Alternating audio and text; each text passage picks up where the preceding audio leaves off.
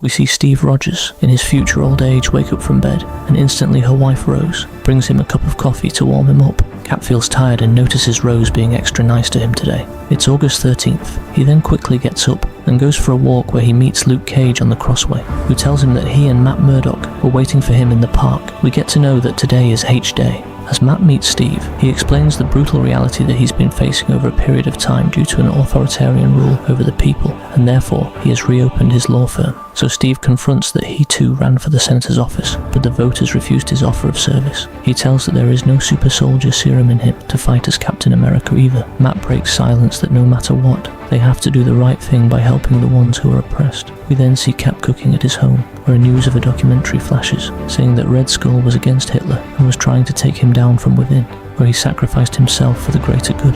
This pisses off Steve. As of him, this is untrue, because the Red Skull wanted to lead the Nazis without Hitler in sight. We then see the orphan James Stark, son of Iron Man and the Wasp, talking to his butler about the clip of Cap and his friends taking to each other about their rule. Steve then suits up for a live news discussion, along with James Stark, about the controversial documentary of the Red Skull. But straight off the bat, James humiliates Steve that he is an old man trying to protect his legacy on a fake, ugly history. But Rogers says it's not even remotely true. We then hear from Jimmy that these so-called heroes had brought the most tragic day in all of history, and it was the H-Day. According to him, the heroes who should have been the one protecting people had caused more destruction than their threats on a global level, because on that day, hundreds of innocents were dead by their own heroes, where the Hulk had caused the most traumatic levels of destruction, and the people all over had realised this imbalance. Steve rages at Jimmy, shouting that that's not what happened, and leaves the place. Within seconds, on the way out, he flashes his memory of Peter Parker, Spider-Man, dying on his hands on the H-Day. Steve then was met with cops telling him to get home due to the curfew. Cap reminds himself that he is weak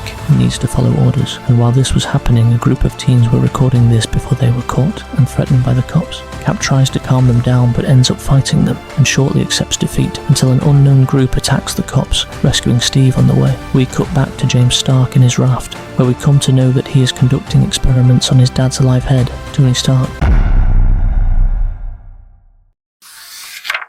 Steve here is unmasked to see that Luke Cage, who tells that Matt is dead, so they have to prepare for war, as he is the one leading the unknown group, the Defenders, who rescued Captain. He tells Steve that the news is fully faked to sheep the ordinary people from revealing the true horrors behind the scene, but before Cap refuses as he is weak without the serum in him, Luke shows the exact device for Steve to inject the serum. We then see Rogers fully transform into the Captain America, ready for war.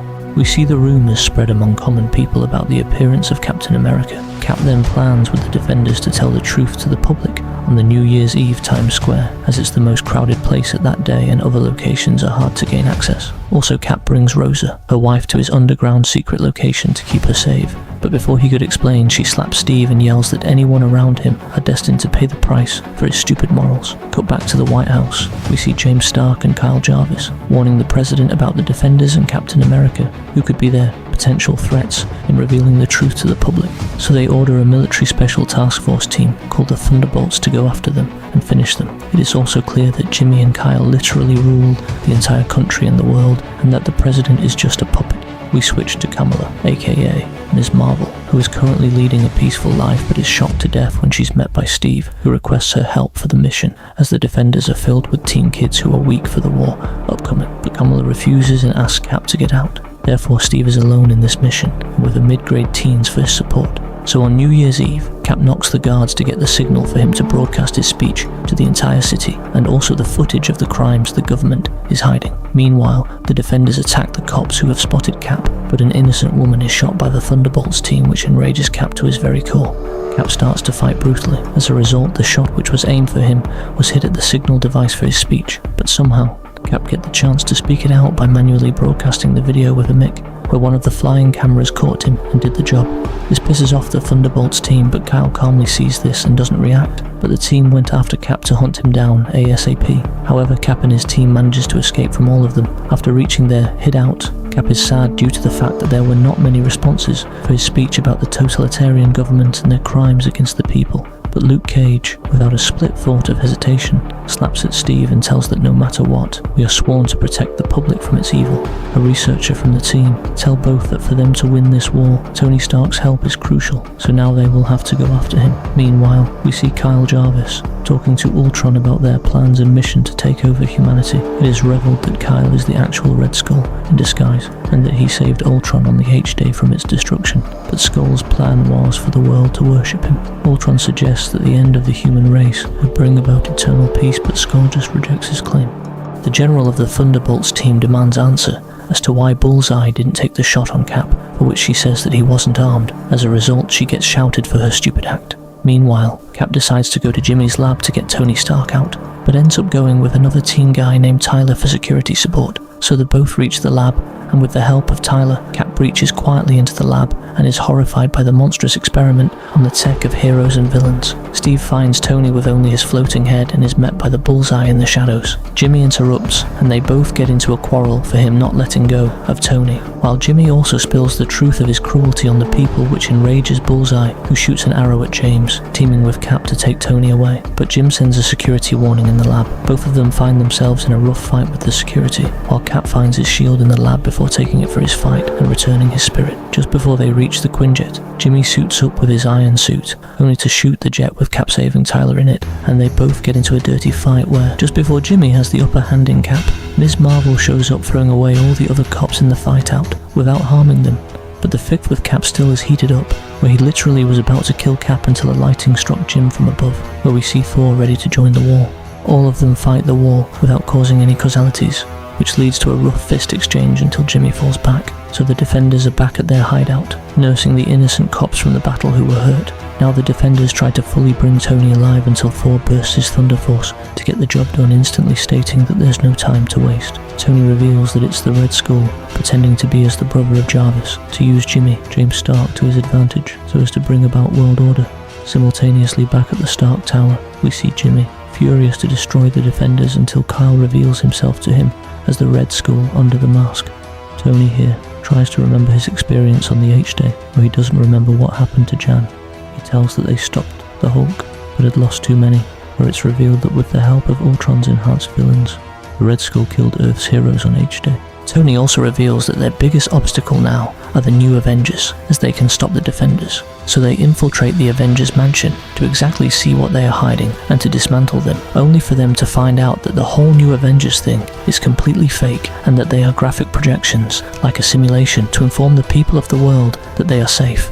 Before they could process it, Red Skull appears as a projection to threaten the team, where he traps them, only for Thor to break the wall so as to escape until the mansion explodes itself. Also where Tony finds out that the Red Skull is already about to use the military to gain his world order and to control the globe. Skull, back at the tower, suits up while bleeding in the inside, to first take America and eventually the globe itself. Ultron warns that his vision will never be satisfied due to his immature ego, but Skull simply destroys Ultron, stating machines are to serve humans. As a result, to address this upcoming war, Thor, Cap, Iron Man, Ms. Marvel and Bullseye, all of them, fly to the White House as the Skull, with the army, is turning against the House to take over. At the White House, the president is threatened by Skull, who reveals that he is the one secretly controlling everything behind the scenes, from feeding fake computer news, creating propagandas, controlling every aspect of the country. Iron Man flies in, only for him to see the president dead, therefore they get into an ugly fight. Meanwhile, Jimmy suits up with his army for the war, so the rest of the Avengers waste no time but clear their way against the cops. After a long round, Skull sends teams to destroy the Defenders' safe houses, also to kill the Vice President next, while simultaneously firing missiles at America. Intel floods Skull that all safe houses are empty, just before all of the Defenders attack the cops before the White House. Also, Tony tries to convince Jimmy to do the right thing, but he refuses and fights his dad and knocks him down, while Bullseye saves the Vice President until Luke Cage suits himself to fight and joins the war. On the other side, Thor heads to stop the missile, only for Skull to reveal that H-Day was named after the Hulk, and that the missile which was sent was indeed the Hulk himself. Jimmy opens up to Tony that his lonely tragedy after the H-Day was humbled by Kyle, who was the only hope, and that was used into his rage now. Stark tells that this was never meant to happen, but as he sees a ring at Jimmy's hand, he remembers his plan on the H-Day and hits the ring, knocking Jimmy, where it's revealed that Jan had turned into the Wasp and was inside the quantum space within the ring. And now, the Wasp returns, saves them from a falling missile, only for Jimmy to lose it all and hugs her in tears. Meanwhile, the Hulk is raged and is furious as he decides to destroy anything in sight, where Thor fights him back, only for the both to fly from state to state, creating mass destruction. On the contrast, Skull defeats Cap and stabs him with the US flag, until the Defenders have live telecasted this scene to the entire world and to convey the truth about the Red Skull and the simulation. Now, all the Avengers strike back, all at once at Skull until Cap delivers the final blow, where they come to know that Skull has put a fail-safe. So Jimmy flies off to space with the Skull to fully deactivate him, until Tony grabs it and leaves to space, only for him to blast with Skull into space dust. Meanwhile, Thor notices the large-scale destruction of the Hulk, and his madness to kill the innocent makes Thor furious, until he throws Hulk into the deep ocean floor, only to place his hammer on Hulk, so to kill him. At the end, Thor meets Cap, conveys that at least now, Banner can truly rest from his eternal anger and flies to Asgard. At the Stark Tower, Jimmy gets furious after this, but is also met with Kamala and Bullseye, who offer their help to rebuild the Avengers, stating that we can be stronger and better if we work together. Meanwhile, Tony and Bruce meet at Valhalla, where Tony jokes that at last, two mad scientists have finally received an eternal life retirement plan together and can now truly rest with peace.